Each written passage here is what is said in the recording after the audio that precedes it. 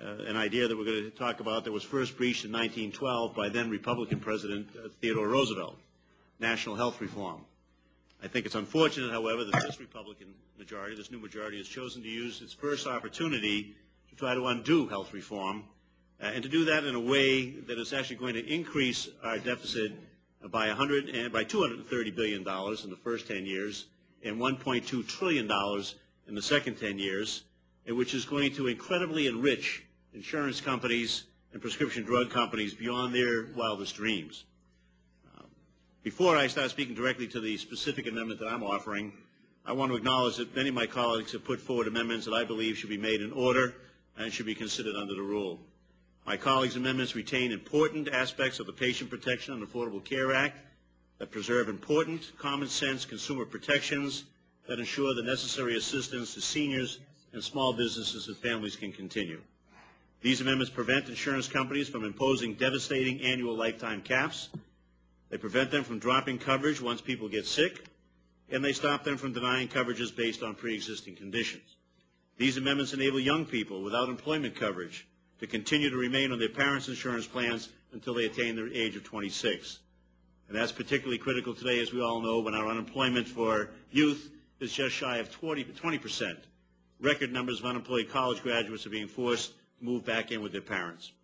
These amendments ensure that our seniors will not be denied a 50% discount on prescription drugs, something that actually was necessitated by the 2003 prescription drug bill that was passed almost entirely on Republican votes and left us with the so-called donut hole and again enriched many corporation prescription drug companies. There's a patent there.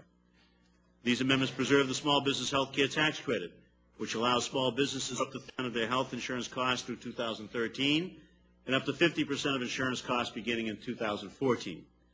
Mr. Chairman, the bill that is expected to come to the House floor repeals, as you know, the act in its entirety. I supported the Affordable Care Act, and I still do. But even those of you who don't and who didn't, you likely supported some of the parts.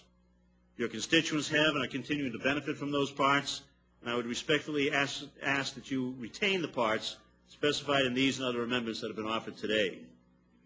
Now, the amendment I'm offering and have filed would hold insurance companies accountable and ensure consumers are receiving the health services for which they are paying top dollar. We worked hard to get this into the education and labor portion of the bill originally, and then through the House, and then we're pleased when it sustained and actually survived the bill as it came through both chambers and was signed into law. The amendment today retains the provision in the Patient Protection and Affordable Care Act related to the medical loss ratio requirement. Now, as some of you or all of you, I presume, know, the medical loss ratio represents that portion of premium revenue that insurers pay out to doctors and hospitals and other health care providers. In other words, it represents what they pay for actual health care.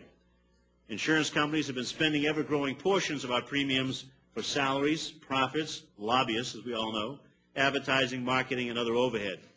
According to published Families USA reports, prior to the passage of the Patient Protection and Affordable Care Act, there were little to no protections in place that would ensure consumers' health premiums would be used for medical services rather than for insurance company profit, administration, lobbying, bonuses, and advertising.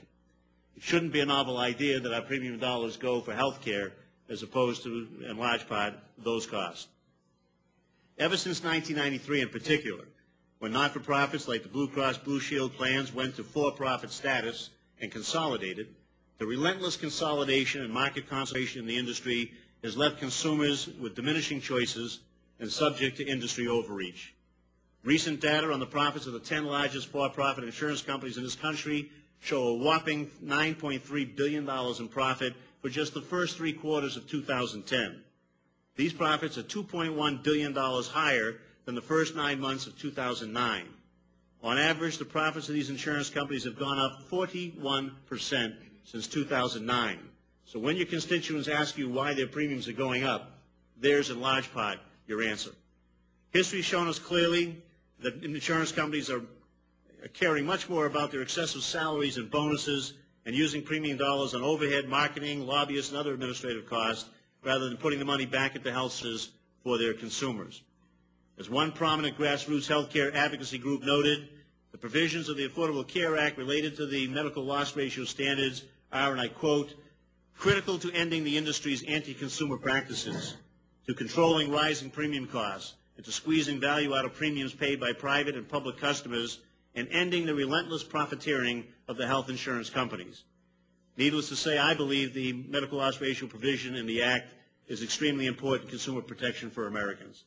Specifically, starting in January 1 of 2011 this year, the law requires insurance companies in the individual and small group markets to spend at least 80% of the premium dollars they collect on medical care and quality improvement activities. Insurance companies in the large group market must spend at least 85% of premium dollars on medical care and quality improvement activities. If the insurance companies don't meet that requirement, the law says that they will be required to provide a rebate to customers starting in 2012. If the law had been on the books in 2009, the 6 largest private companies would have refunded $1.9 billion. Also beginning this year, the law requires that insurance companies publicly report they spend our premium dollars. This information will provide consumers with meaningful information on how their premium dollars are spent, clearly accounting for how much money goes towards actual medical care and activities to improve health care quality, as opposed to how much money is spent on administrative expenses like those I enumerated before. This will surely make the insurance marketplace more transparent and make it easier for consumers to purchase plans that provide better value for their money. Now, unless you think that the medical loss ratio standards in the Act are unreasonable, you should know that in 1993, before privatization of the formerly not-for-profits and the consolidation and concentration that took place in the industry, the typical plan spent 95% of the premium dollars on health care. In 2009, a number of the largest insurers, in fact, showed that they could meet the standard when they spent only 15% of premiums for administrative costs and profits. Self-insuring companies generally spend only 10%, and Medicare spends just 3%. The typical insurer under the Federal Employee Health Benefits Plan spends 95% on health care and only 5% on overhead. Unfortunately, the industry has found that they can get away with using the premium dollar as a profit center, and a 2008 study found many companies spending only 60 cents of every premium dollar on actual health care. A U.S. PIRG May 2009 report determined some MLRs as low as 57.3%, where consumer protection are weakest, and that particular one was in the state of Georgia. In fact, according to the Department of Health and Human Services, the medical loss ratio provision will protect up to 74.8 million insured Americans in 2011, and estimates indicate that up to 9 million Americans could be eligible for rebates starting in 2012, worth up to $1.4 billion. The average rebates per person could total $164 in the individual market. Unfortunately, one of the many negative consequences of the bill that's about to come to the House floor, it would end the medical loss ratio requirement. Those who support the underlying bill should know that, among other things, it means insurance companies could again charge very high premiums to individuals and spend a startlingly low proportion of those premium dollars on health care services. That should be unacceptable to all of us. The choice is clear. We'll find out with the vote and whether or not this amendment is allowed to be debated and voted on the floor, whether members stand on the side of consumers or whether they stand once again with insurance companies and prescription drug companies. I had some other remarks here, and in deference to my colleagues, I'll pass it on, but they were all pertaining to the promises that Mr. Andrews so clearly put forth that were made. Mr. Dreyer, you've made them in the past. The Speaker has made them, and others have made them, about an open process, about an opportunity to debate, about an opportunity to vote on the floor. I hold you all to that. And just saying that you're going to give us a one-sentence bill and this time it doesn't count isn't going to fly with the American public. It certainly doesn't fly with your colleagues. Thank you. I yield back.